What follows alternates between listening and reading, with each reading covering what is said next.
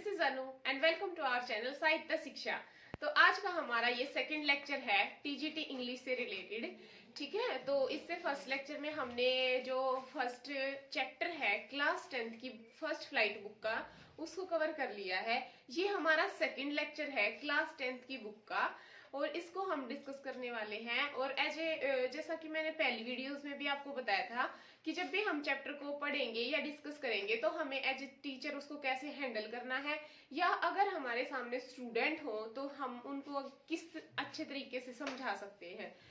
पहली बात तो ये हुई। दूसरी बात ये हमारे लिए इम्पोर्टेंट है कि जैसा कि केवीएस में के सिलेबस में अच्छे से मेंशन किया हुआ है कि जो भी आपका सिलेबस आएगा उसकी टेक्स्ट बुक तो आएंगी 10th क्लास तक, बट उसका जो लेवल होगा वो ग्रेजुएशन लेवल तक के क्वेश्चन आपसे पूछे जाएंगे। तो उसी चीज को ध्यान में रखते हुए चैप्टर की समरी करना इनफ नहीं है।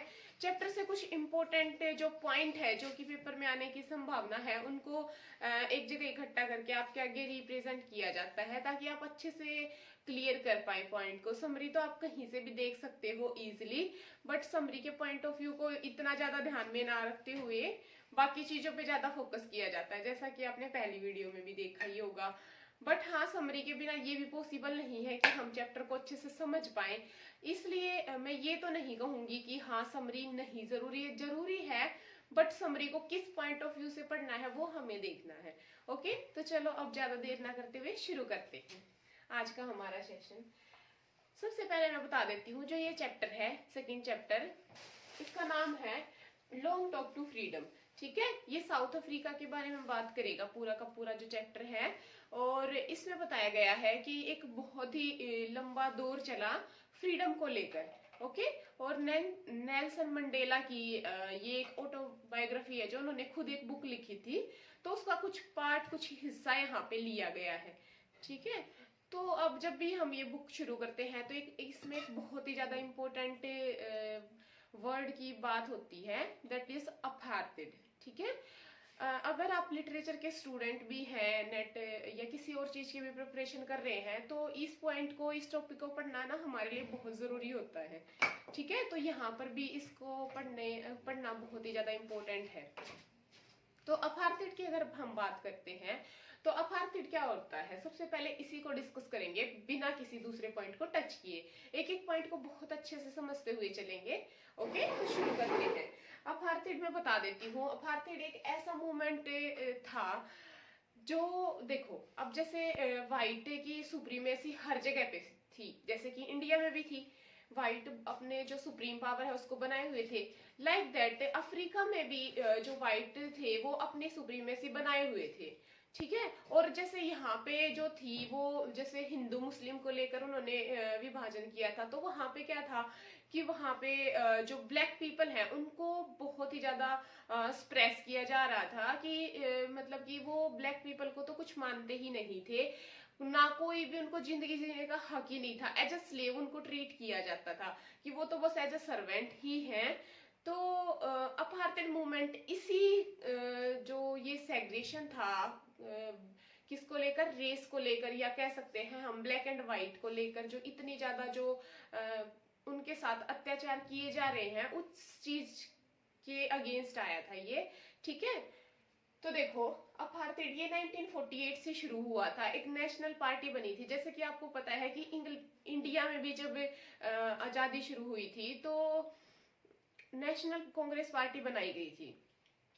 इसी सेम तरीके से साउथ अफ्रीका में भी नेशनल पार्टी बनी थी।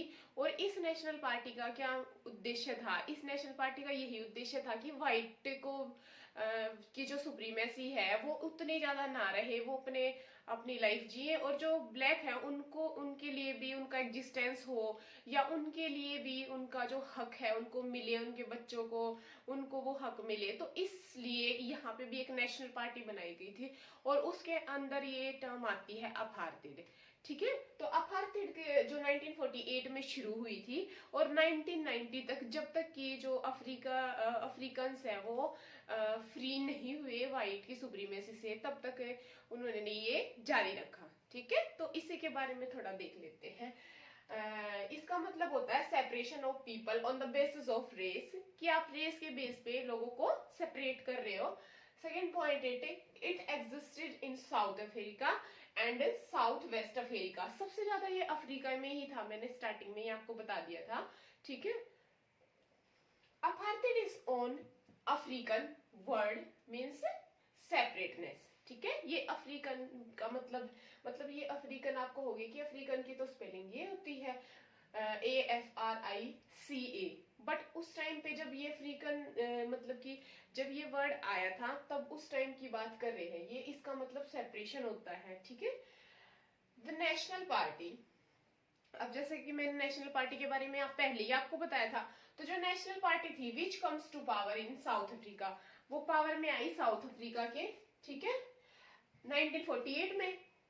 एंड उन्होंने अपार्थाइड एक स्टेट पॉलिसी बनाई जिसका मेन आइडिया क्या था कि people of different racial origin could not live together in equality and harmony, कि जो लोग डिफरेंट रेशियल ओरिजिन के हैं और वो इकट्ठे नहीं रहे इक्वलिटी और हार्मनी के साथ, उनको एक इकट्ठा एक छत के नीचे लेकर आना और इकट्ठा उनका क्या कराना, एक जगह रहना और उनको सारे वो अधिकार देने जो कि उनको नहीं मिल रहे हैं। That's the main idea of this policy, okay. तो ये तो था भाई सबसे इंपॉर्टेंट एक मूवमेंट के बारे में अभी हमने डिस्कस किया है। अभी हम शुरू कर रहे हैं थोड़ा सा कुछ चैप्टर के बारे में, ठीक है। जो मंडेला है ये साउथ अफ्रीका के फर्स्ट प्रेसिडेंट बने थे, ठीक है, फर्स्ट ब्लैक प्रेसिडेंट अगर हम कहें तो, ठीक है। तो अब क्या होता है कि जो नेल्सन मंडेला होते हैं वो 10 साल जेल में रह चुके थे, ठीक है। उसके बाद उन्होंने जो पार्टी बनाई और उसके बाद वो प्रेसिडेंट बनते हैं यहाँ के फर्स्ट प्रेसिडेंट। तो अब हमारे चैप्टर में क्या दिखाया जाता है कि जब नेल्सन मंडेला जिस दिन अपनी जो ओथ ले रहे थे कि एज अ प्रेसिडेंट जो भी आए थे या ये प्राइम मिनिस्टर बने थे, तो ये जब भी अपनी जो शपथ ले रहे थे तो उस दिन कैसा दिन होता है, कौन कौन उनके इनविटेशन पे आते हैं, जब इनोग्रेशन होता है चीजों का, जैसे हमारे यहाँ होता है ना गणतंत्र दिवस पे, तो उस तरीके से जब भी इनका जो ये क्या क्या कह रहे हैं, कैसा फील कर रहे हैं, तो वो सारी चीजें इस चैप्टर में हमें दिखाई शो की जाती है, ठीक है। तो सबसे पहले तो मैं इंपॉर्टेंट चीजें ये बता देती हूँ कि ये फर्स्ट ब्लैक प्रेसिडेंट थे और किसके, नेशनल कांग्रेस पार्टी के, और इनकी जो पार्टी थी वो 400 में से 252 सीट्स उन्होंने जीत ली थी। सेकंड है इनोग्रेशन सेरेमनी हेल्ड कहाँ पे की गई थी, ये यूनियन बिल्डिंग एमपी थिएटर में की गई थी। एमपी थिएटर क्या होता है, एमपी थिएटर का मतलब होता है कि ऐसा प्लेस जहाँ पे बैठने के लिए चेयर वगैरह लगाई हो बट उसकी जो छत है वो ना हो, वो खुली हो, ठीक है। एमपी थिएटर का मतलब होता है जिसकी छत ना हो, खुली हो। इन पेरिटोरिया, पेरिटोरिया ये वहीं पर है अफ्रीका में, तो वहां पे ये सेरेमनी है वो हेल्ड की गई थी, 10 मई को की गई थी, ऑटम का डे था। ये कुछ इंपॉर्टेंट इंट्रोडक्शन था हमारे चैप्टर का, ओके। स्टोरी मैंने बताई दिया है, इससे कुछ खास अलग थी नहीं कि जो नेल्सन है वो कैसा फील कर रहे थे उस दिन और कैसा मतलब उनके जो साथी थे वो कौन कौन थे, करेक्टर में मैं उनको भी बता दूंगी। बाकी पूरी स्टोरी तो आप कहीं से देख भी सकते हो और वैसे मुझे लगता नहीं कि इतनी हमारे लिए इम्पोर्टेंट होती है, हमें पेपर के पॉइंट ऑफ व्यू से अगर पढ़ना है तो इतना ही हमारे लिए इनफ है। अब हम इसके कुछ करेक्टर के बारे में डिस्कस कर लेते हैं। अगर हम करेक्टर के बारे में देखें तो सबसे पहला जो करेक्टर था वो था जेनानी, ये नेल्सन मंडेला की डॉटर थी जो उस दिन आए हुए थे। सेकंड था, अब जब शपथ लेने की बारी आती है तो जो नेल्सन मंडेला है वो हमारे 3rd नंबर पे शपथ लेते हैं जाके, ठीक है, 3rd नंबर पे जाते हैं। तो उनसे पहले 2 आदमी और शपथ लेने के लिए गए थे। हो सकता है ये ओथ वाला क्वेश्चन जो है आपके पेपर में आ सकता है कि फर्स्ट किसने ओथ ली थी या सेकंड किसने, ठीक है। तो फर्स्ट जिसने ली थी वो थे मिस्टर डी कलरक जो जिन्होंने फर्स्ट वोन ली थी। सेकंड थे टैबो मैबीकी, ये फर्स्ट डिप्टी प्रेसिडेंट बने थे, इन्होंने सेकंड ओथ ली थी। और उसके बाद आते हैं मंडेला, ओके। अब देखो उस दिन जब ये शपथ ली इन्होंने तो नेशनल एंथम होता है जैसा कि अपने भी यहाँ होता है नेशनल एंथम, तो उस दिन 2 नेशन का एंथम चलाया गया था, ठीक है।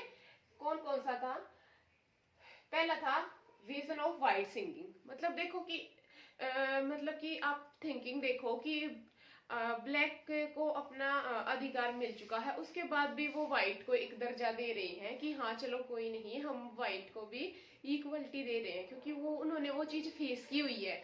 और अगर कोई इंसान किसी चीज को फेस कर लेता है तो शायद वो दूसरों की भावनाओं को समझता है। ठीक है। तो व्हाइट सिंगिंग का जो था वो था नकासाई सिलाली आई अफ्रीका। ठीक है। और जो ब्लैक ने गाया वो क्या था, डाई स्टेम। ठीक है। ये कुछ इंपॉर्टेंट पॉइंट थे। अब हम एक और हिस्टोरिकल मूवमेंट के बारे में डिस्कस कर लेते हैं जो कि इस चैप्टर में आया है। मंडेला की बर्थ से पहले ही, मंडेला है, इस पॉइंट को चैप्टर में डिस्कस करते हैं कि मेरी बर्थ से पहले ही जो एंग्लो बोर वार है वो भी हुआ था, और उसकी वजह से भी जो देश में बहुत ज्यादा जो डिस्टर्बेंस है वो हो गई थी। ओके। अब देखो उसके बाद जो नेल्सन मंडेला है वो दो ऑब्लिगेशन की बात करते हैं कि ना लाइफ में है ना सबकी दो जिम्मेवारियां होती हैं, और जो इंसान उनको साथ लेके नहीं चलता ना तो फिर वो मतलब कि प्रॉपर हम उसको ये नहीं कह सकते कि वो अपनी जिम्मेवारियों को लेकर चल रहा है। तो मंडेला क्या कहते हैं कि हमारी एक ड्यूटी होती है अपने देश के प्रति और हमारी दूसरी ड्यूटी होती है अपनी फैमिली के प्रति। ठीक है। तो हमें दोनों चीजों को बहुत अच्छे से मैनेज करके ही लाइफ में आगे बढ़ना होता है, हम किसी एक चीज को भी नहीं छोड़ सकते। ठीक है। हमें फैमिली को भी उतना ही ज्यादा केयर करनी होती है और हमें कंट्री के लिए भी अपना उतना ही ज्यादा कंट्रीब्यूशन देना होता है, क्योंकि कंट्री भी हमारी लाइक अ फैमिली ही होती है। ओके। तो ये जो ट्विन ऑब्लिगेशन है ये मंडेला ने बताए हैं। ठीक है। अब इसके आगे हम शुरू करते हैं इसके कुछ इंपॉर्टेंट वर्ड मीनिंग और कुछ और इंपॉर्टेंट पॉइंट को। तो चलो शुरू करते हैं। तो ये है इनके इसके कुछ इंपॉर्टेंट वर्ड मीनिंग। अब आप सोच रहे होंगे कि मैम वर्ड मीनिंग की क्या इंपॉर्टेंस है, हमारे पेपर के पॉइंट ऑफ व्यू से वर्ड मीनिंग का क्या जो मैथ है। तो मैं बता देती हूँ। देखो अगर आपके पास कोई भी पैसे सोल्व करने के लिए दिया जाता है तो उसमें एक वर्ड मीनिंग तो आपसे पक्का ही पूछा जाता है कि इस वर्ड को बताओ कि इसका मीनिंग क्या होगा। ठीक है। एक नंबर तो वहां से आपका हो गया, और वो किसी भी चैप्टर से पूछ सकते हैं डेफिनेटली, आपको तो पता ही नहीं। और ये चैप्टर तो वैसे भी इसके जो वर्ड मीनिंग है वो इसलिए भी इम्पोर्टेंट है क्योंकि बहुत ही ज्यादा डीप अंडरस्टैंडिंग के साथ इसके जो चैप्टर है, और मतलब कि इसके वर्ड मीनिंग भी बहुत ज्यादा है। ठीक है। सेकेंडली क्या है, second point of view word meaning को कराने का ये भी है कि देखो पेपर में आपकी ग्रामर आनी है, और ग्रामर के लिए आपको इंटोनियम सिनोनियम तो पता होने ही चाहिए। तो अगर आपको हर चैप्टर के अगर आप 10-10 भी वर्ड मीनिंग अच्छे से समझ लेते हैं तो एटलीस्ट आपको ये पता है कि इन 10 वर्ड मीनिंग का तो मतलब ये है, तो आप एलिमिनेट कर पाओगे पेपर में अच्छे से कि अगर आप जितने ज्यादा वर्ड मीनिंग करोगे तो आपके जो इंटोनियम सिनोनियम वाला जो पॉइंट है या जो पार्ट है वो बहुत ही अच्छे से कवर हो जाएगा। यही रीजन है कि मैं सारे वर्ड मीनिंग अच्छे से कराने की कोशिश करती हूँ। आई होप कि आप भी इसको एंजॉय करें। ठीक है। तो चलो शुरू करते हैं वर्ड मीनिंग। पहला वर्ड जो है डिसाइड। डिसाइड का मतलब होता है सराउंडेड क्लोजेस बाय, क्लोजली मतलब चारों तरफ से जो घिरा हुआ हो। ठीक है। Decide by. सेकंड है एम्पी थिएटर। इसका मतलब मैंने ऑलरेडी आपको बता दिया है, ज्यादातर जो एम्पी थिएटर थे वो ग्रीस में या रोम में यूज किए जाते थे। ठीक है। मतलब एक बार दोबारा फिर भी बता देती हूँ, ये एक ऐसी प्लेस होता है जहां पर चेयर्स लगी होती है रोम में, बट उसकी छत होती है वो खुली होती है। ठीक है। थर्ड है स्वॉन। स्वॉन का मतलब होता है टेक ओथ, यानी कि कोई भी कसम खाना या ओथ लेना। फोर्थ है कन्फर, गिव अप। ठीक है। फिफ्थ है वी हु वर आउटलॉज। एक मैं ये बात बता देती हूँ, ये एक फ्रेजल वर्ब की तरह काम कर रही है यहाँ पे। इसका मतलब है कि ये अपार्थाइड मूवमेंट के दौरान एक पॉलिसी बनाई गई थी कि हम है ना जो अफ्रीकन कह रहे हैं कि वी हम कौन है जो आउटलॉज हो गए हैं, मतलब सारे लॉज को तोड़ के आगे बढ़ रहे हैं। तो इस टाइम पे बहुत सारे देश ने जो अफ्रीका का है वो साथ छोड़ भी दिया था। तो यही चीज बताई जा रही है कि जो पॉलिसी है ना अपार्थाइड को लेकर, वो वाली चीज बताई जा रही है कि मतलब कि उस टाइम पे जो अफ्रीकन है वो कह रहे थे we were outlaws. Okay. Six है डिस्टिंग्विश्ड। डिस्टिंग्विश्ड का मतलब होता है डिफरेंटली। ओके। एक अलग तरीके से सामने आना।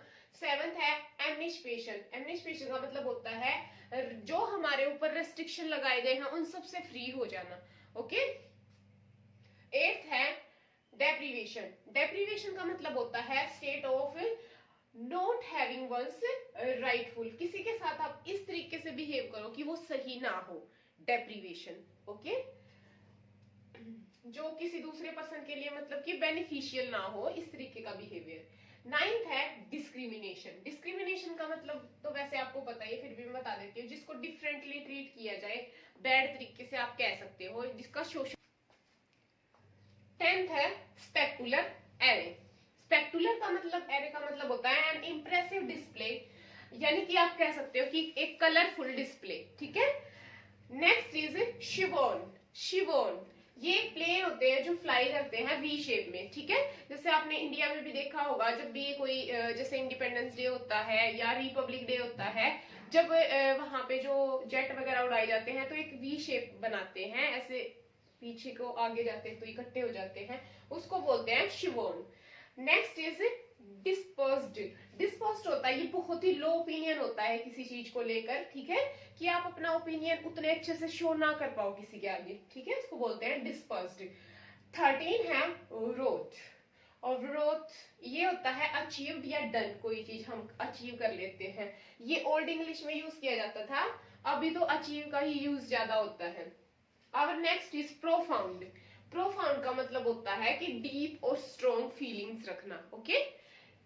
15 है resilience, the ability to deal with difficulty. ये हमारे ऊपर भी लागू होता है, जो भी कॉम्पिटिटिव की तैयारी कर रहे हैं, जो भी केवीएस के स्टूडेंट हैं, हम सब के ऊपर। 16 है कॉमरेड्स बोलते हैं आर्मी को। 17 है पुश्ड टू आवर लिमिट्स, और ये तो डेफिनेटली, अब देखो क्यों होता है ये, क्योंकि देखो अब इस जो विंटर सीजन चल रहा है तो इसमें कोई भी जो काम करना बड़ा ही मुश्किल होता है। ठीक है।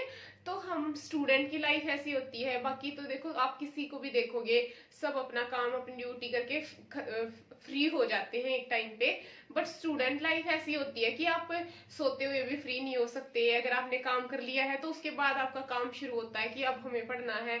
जो फ्री है वो तो चलो ठीक है भाई, जिनका अभी शादी नहीं हुई, बट जो मैरिड भी है उनका तो ऐसे ही होता है कि जब सब सो जाते हैं तब उनका काम शुरू होता है। तो इस तरीके से कुछ स्ट्रगल है, अपनी लिमिट्स को पुशअप करना पड़ता है ताकि हम दूसरों से आगे बढ़ सके। ठीक है। तो ये तो 2-3 महीने हैं भाई, अप्रैल में या मार्च में पेपर हो जाएगा, तो तब तक तो अपनी लिमिट्स को पुशअप करो, और जो विंटर्स है अपना हीटर वगैरह लगाओ, या फिर थोड़ा सा खुद को मोटिवेट रखो इन सब चीजों से, तो ही आप बेटर तरीके से कर पाओगे। क्योंकि एक्सक्यूज तो देके हम आगे बढ़ ही नहीं पाते। ठीक है। अगर मान लो कि अगर कुछ सीट है अभी, अगर मान लिया 10,000 भी सीट है, तो सोचो कि 10 लाख स्टूडेंट ने एग्जाम के लिए फॉर्म भी फिल किया हुआ है, तो वो 10 लाख भी पढ़ ही रहे हैं, तो हमें उनके कंपटीशन में आने के लिए उनसे कुछ तो अलग करना पड़ेगा।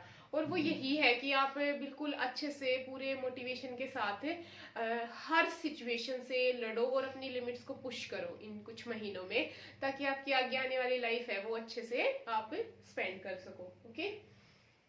18 है इंक्लाइनेशन का मतलब होता है नेचुरल टेंडेंसी ऑफ बिहेवियर की इंक्लाइनेशन। जैसे मेरा नेचर कैसा है, एक नेचुरल फील होता है, नेचुरल ही हमारा जो बिहेवियर होता है, किसी को हमारा बिहेवियर अच्छा लगता है, किसी को नहीं लगता है, तो एक इंक्लाइनेशन होता है कि नेचुरल बिहेवियर कैसा है। ठीक है।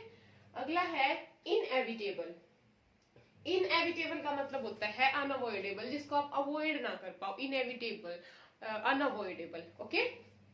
20 है इल्यूजन। ये तो आपको पता ही है कि कोई इल्यूजन हो जाना, कोई चीज यहाँ पे प्रेजेंट नहीं है फिर भी मुझे वो दिख रही है, या कोई चीज है दूसरी बट मेरे मन में एक इल्यूजन है कि ये रस्सी पड़ी है तो ये सांप ही है। ठीक है। तो वो होता है।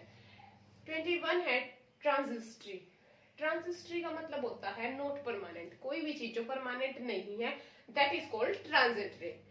22 है कर्टेल का मतलब होता है रिड्यूस कर देना, रिड्यूस। ओके। 23 है प्रीजुडियस का मतलब होता है एक स्ट्रॉन्ग डिसलाइक करना, किसी को बहुत ही ज्यादा डिसलाइक कर देना उसके किसी बिहेवियर की वजह से। ठीक है। या उसको घमंडी भी बोल सकते हो आप। ठीक है। अब ये तो थे इसके कुछ इंपॉर्टेंट वर्ड मीनिंग, अब हम इसके कुछ इंपॉर्टेंट पॉइंट्स पे आ जाते हैं। अब ये बताओ मैंने आपको शुरू में बताया था ना कि इंटरनेशनल लीडर्स थे, ठीक है। तो इंटरनेशनल लीडर थे बहुत सारे, उन्होंने अटेंड किया था इस फंक्शन को, उसके नाम मैं आपको स्क्रीन पे दे दूंगी। सेकंड है नाउन, प्रोनाउन, वर्ब, आर्टिकल। ये ग्रामेटिकल पोर्शन है, जैसा कि मैं हर वीडियो में बताती हूँ कि ग्रामर को किए बिना तो आप डेफिनेटली इंग्लिश का पेपर कर ही नहीं पाओगे। अब ग्रामर करनी कैसे है आपको, देखो आप तो कहोगे मैम हर चैप्टर के पीछे ग्रामर है, तो फिर हम कैसे डील करें उसके साथ। देखो अगर आप कहोगे तो मैं ग्रामर के ऊपर एक डिफरेंट वीडियो बना दूंगी। बाकी मैं आपको बता देती हूँ कि जो सिलेबस में आपने क्या करना है, एक एक टॉपिक को देखना है। कुछ 20 या 22 कुछ इसके अराउंड ऑफ कुछ टॉपिक है जो स्पेशली मेंशन किए हुए हैं केवीएस ने, ठीक है। तो अगर हम उसकी बात करें, एक मिनट आपको दिखा भी देती हूँ।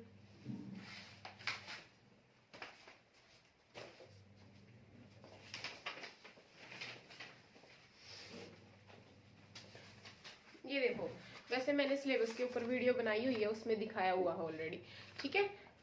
तो ये जो हमने यूनिट 6 लेके चल रहे हैं, इसमें कुछ हमें 20 टॉपिक्स दिए हुए हैं ठीक है। तो इन 20 टॉपिक्स में से आपने एक एक को सेपरेटली उठाना है। जैसे कि पहला जो टॉपिक है वो है डेटरमिनर्स, तो आपने पहले डेटरमिनर्स को लेना है। जब आपका डेटरमिनर्स कंप्लीट हो जाएगा उसके बाद आप लिंकिंग वर्ड्स लो। लिंकिंग वर्ड्स में क्या होते हैं, लिंकिंग वर्ड्स में आपके लिंकिंग वर्ड्स में आपके 3-4 टॉपिक कवर हो जाते हैं। एक तो आपका प्रीपोजिशन लिंकिंग वर्ड में ही आता है, दूसरा आपका कंजक्शन भी लिंकिंग वर्ड में आता है, और थर्ड जो ट्रांजिस्टरी होता है वो भी लिंकिंग वर्ड में ही आता है। लिंकिंग वर्ब और लिंकिंग वर्ड एक डिफरेंट टॉपिक है, तो उसको आप ध्यान रखिए। फिर उसके बाद है टेंस, फॉर्म, क्लोज। तो बस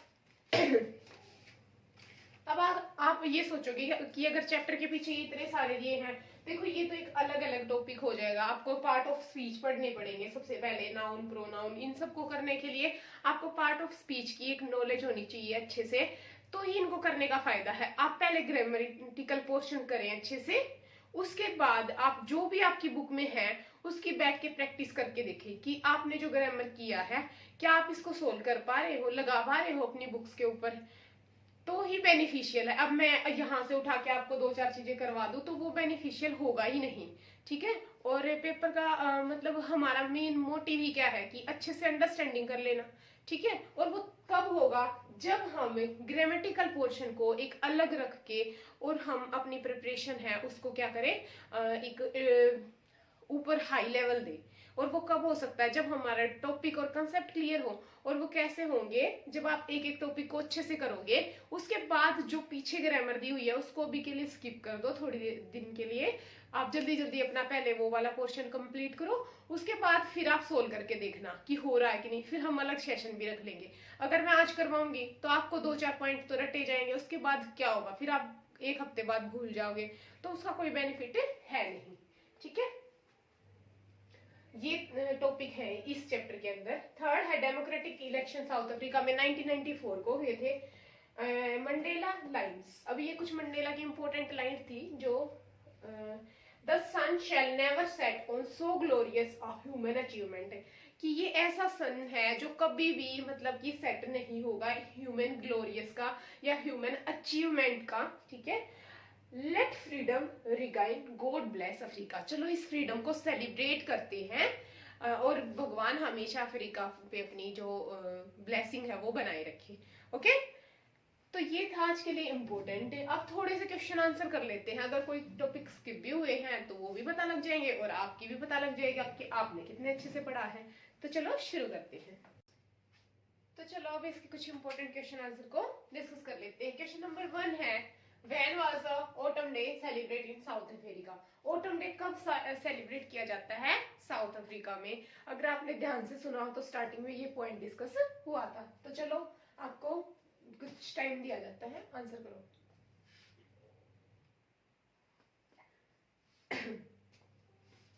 आई होप कि जिनको पता है उन्होंने बता ही दिया होगा, ठीक है। 10 मई को जो ऑटम डे है वो सेलिब्रेट किया जाता है अफ्रीका के अंदर, ओके।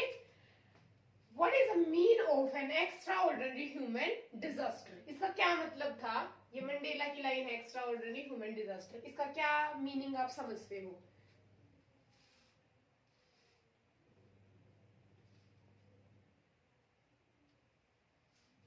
चलो शुरू करते हैं। एक्स्ट्रा ऑर्डिनरी, ऑर्डिनरी का मतलब होता है कोई साधारण सी चीज, और एक्स्ट्रा ऑर्डिनरी मतलब कि कुछ साधारण से ऊपर। ह्यूमन का मतलब तो आपको पता है, डिजास्टर का मतलब होता है कोई भी जो तबाही आ जाना, और ये किसके लिए यूज किया गया है? अपार्थाइड मूवमेंट के लिए। ठीक है, नेक्स्ट है who become the president of Africa in first time? President कौन बना था भाई? अभी अभी थोड़ी देर पहले ही ये क्वेश्चन करवाया गया था आपको, जल्दी से आंसर करें फास्ट। और वाइस प्रेसिडेंट भी आपने बताना है। डिप्टी प्रेसिडेंट और वाइस प्रेसिडेंट दो थे, दोनों के दोनों आपने बताने हैं।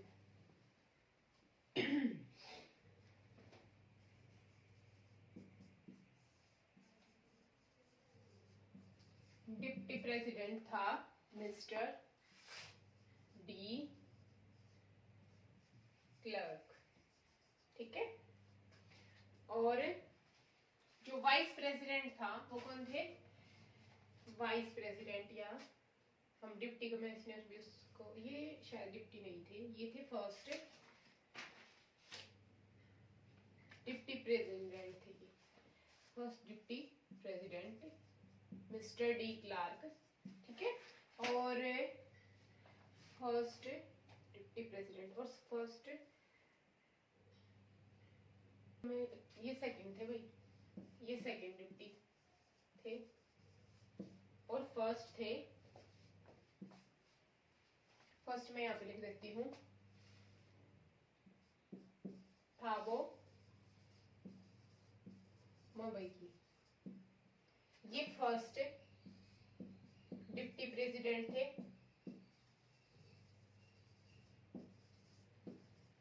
ठीक है, ये डिप्टी का मतलब होता है भाई वाइस प्रेसिडेंट। ठीक है, और वो सेकंड थे। अब इनमें से दोनों में से ओथ किसने पहले ली थी? सब में से सबसे पहले ओथ किसने ली थी? सबसे पहले